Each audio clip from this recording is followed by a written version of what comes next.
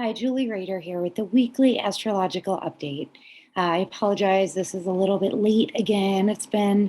My life has been pretty full between the astrology conference and then my parents were in town and they just left last night. So let's dive right in.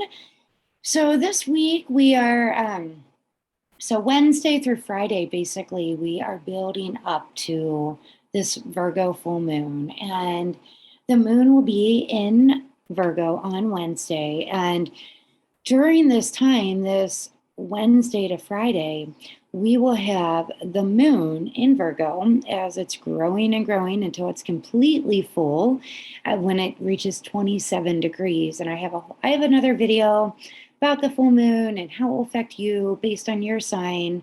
So check that video out.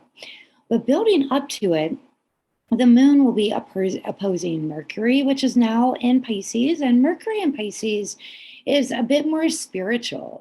You have spiritual, really out of the box thinking, or just more diving into the subconscious and the unconscious Piscean energy with Mercury communication. So enhancing our intuition. And so we have the moon in Virgo opposing Mercury, and then it's going to be opposing Jupiter in Pisces, and then Neptune in Pisces, and then the sun in Pisces. So the full moon is always the moon opposing the sun, but because we have all of this Piscean energy with Mercury, Jupiter, and Neptune there as well, Mercury being the planet of communication, Jupiter makes everything bigger, it's the magnifying glass, and Neptune, which is it can make things foggy if we're not on a spiritual path, but if we're using things like meditation or anything that expands our mental capacity and allowing us to see things in a clear way, in a sober way, then we get epiphanies. And when the moon is opposing that, it's the moon, any opposition is kind of like my needs versus your needs when it comes to the planets communicating with each other. But the moon is very much about our emotional state and our mood, how we feel. So the moon in Virgo is a bit more detail oriented. So really, if we allow it to work together, the moon just saying, okay, how can we anchor all this Piscean energy? How can we put roots down? How can we strategize as opposed to getting overly confused about it all? So definitely watch that full moon video. This full moon also it creates a trine, a harmonious aspect to the North Node, which really has us again coming up with our strategy for how to achieve our goals, our destiny. And it's also creating a trine to Pluto. Pluto is death and destruction, but it's also rebirth, the phoenix rising out of the ashes. So, what can we say no to? What doors can we close so that new expansive doors may open? That's really the energy of this full moon. So a lot will come to light. It's a lot of energy building up to it. I have my shirt. I don't know if you can see it, but it says no mud, no lotus. And that's the energy right now. The lotus is these roots coming all the way down through the water, connecting down into the mud, into the muddy water. And then the lotus, it opens, it blossoms open on top of the water.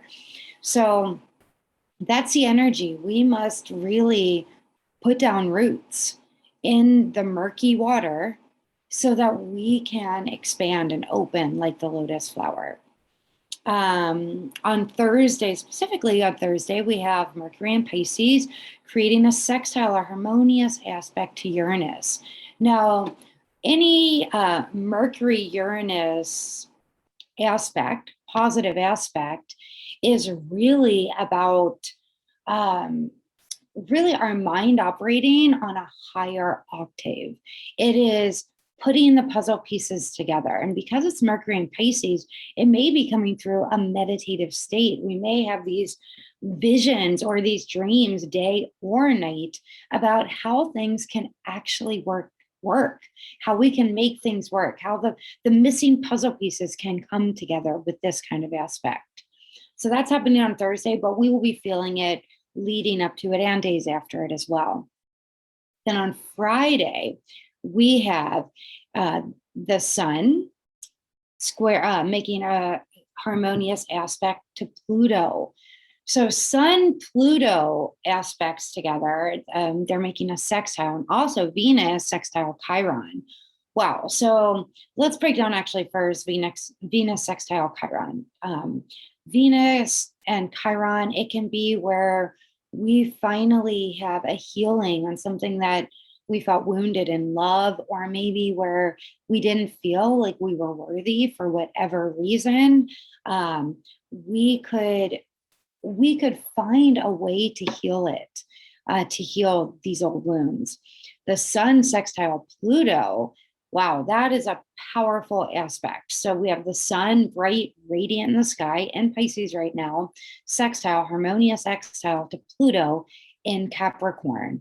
So how can we shine out in a way that, again, a lot of this energy this week is what can we release to allow the new to come in?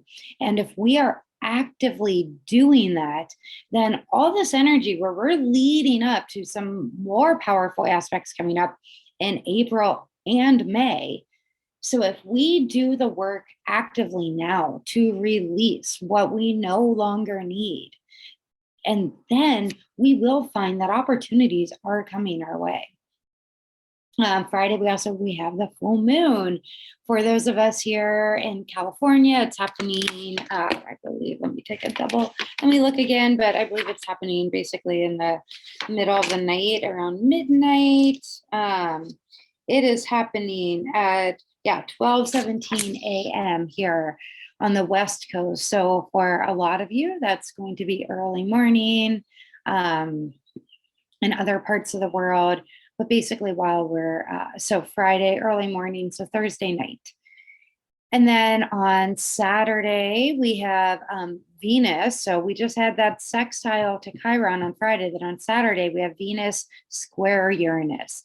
This is where there could be some unexpected news. It could be financial because we have Taurus involved with Uranus is in Taurus. Venus is also finances, but it's in Aquarius at the moment. So this is an aspect where when it comes to love or money, there could be, expect the unexpected. There could be sudden changes that come through. Again, it might not be on that day. It could be anytime this week or even next week, because these aspects are ones that we feel leading up to it, and we feel as it's separating as well. And then on Sunday, Sunday is the summer solstice. So we have the sun, which is the sun's day, moving from Pisces into Aries. And that is the beginning of the astrological new year. And it is the beginning of spring. It is the spring equinox. Sorry, I put solstice. I wrote that down, but it's the equinox. It's the spring equinox here in the northern hemisphere. And then 11 minutes after the sun moves into Aries, we have the moon moving into Scorpio. So this is really interesting because the sun's ruling sign is Leo, and which is fire. And then the sun's going to be moving into a fire sign. So it's going to feel very much at home. The moon's ruling sign is Cancer, and the moon's moving into Scorpio. Granted, the sun's going to be there for about 30 days, and the moon is only in a sign for about 2.5 days. But it's really interesting that 11 minutes after the solstice, we have the moon moving into a water sign as well. So it will again feel a bit more at home. So they're both in elements that they feel very comfortable in. So that's on Sunday. And then we also have Mercury in Pisces conjunct Jupiter. Wow. So this can be Mercury's communication. Jupiter is a magnifying glass, or makes everything bigger. One, it can make us talk more, but it can also just be that we are really expanding upon how can we communicate in a way that is more Piscean, more loving, more expansive.